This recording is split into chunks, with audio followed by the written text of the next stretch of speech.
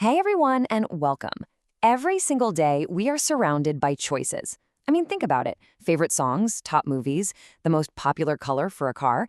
It can feel like just a ton of random opinions. But what if there was a simple way to see the hidden patterns in all that noise? Well, today, we're going to learn exactly how to do that. Right? When you see a poll or a survey, how do you cut through all that clutter?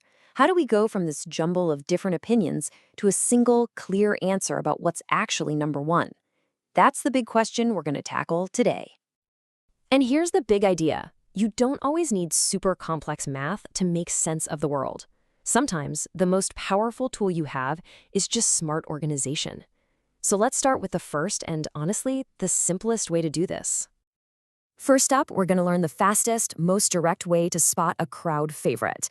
It's a concept called the mode, and it's all about finding the most common choice in any group. So what exactly is the mode?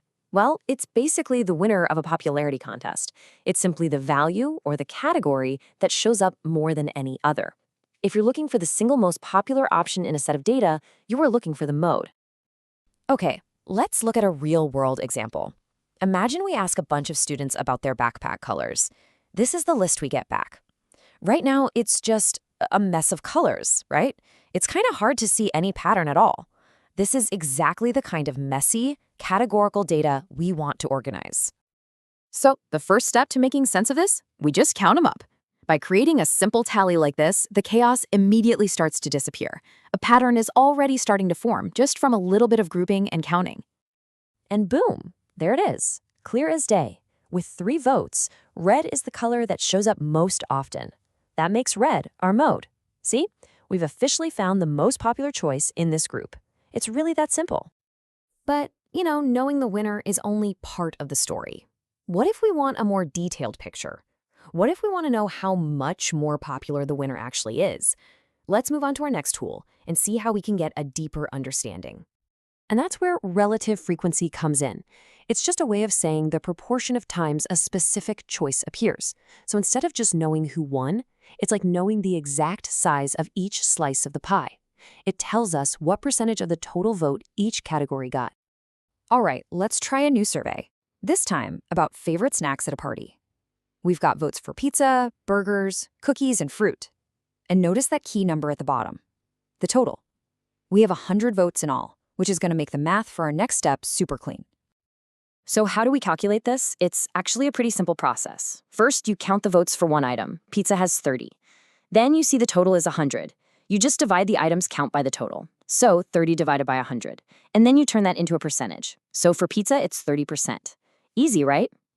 Okay, so once we do that for every single snack, our table is complete. And whoa, look what we found. Pizza and cookies are tied, each with 30% of the vote. So we actually have 2 modes here. This is a much richer picture. We don't just know who the winners are. We know they're in a dead heat for first place. So we found the mode, we've calculated the proportions. But now for my favorite part. Let's actually visualize this data, because that's where the story really comes alive, and you can understand everything in a single glance. And this is the power of a simple bar chart. Your brain doesn't have to read numbers anymore. It just sees the shapes. You instantly see the 2 identical bars for pizza and cookies. You can feel the gap between them in the burger, and you can see how fruit trails behind. The whole story just clicks into place. So we've looked at modes and relative frequencies in charts. But what's the big takeaway from all this? It's a really simple but powerful idea about the importance of creating order out of chaos. Let's just recap real quick. The mode, that gives you the instant winner. Relative frequency, that gives you the whole picture, showing the proportion of each choice. And putting it all into a visual, like a bar chart, well, that just makes those patterns jump right out at you. This all comes down to a fundamental principle. Clarity comes from order.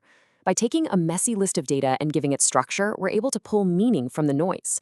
And that's a skill that applies just as well to a spreadsheet as it does to our own thinking. So the next time you see a poll or a survey, remember these tools. Ask yourself, what's the mode? What's the real story behind these numbers?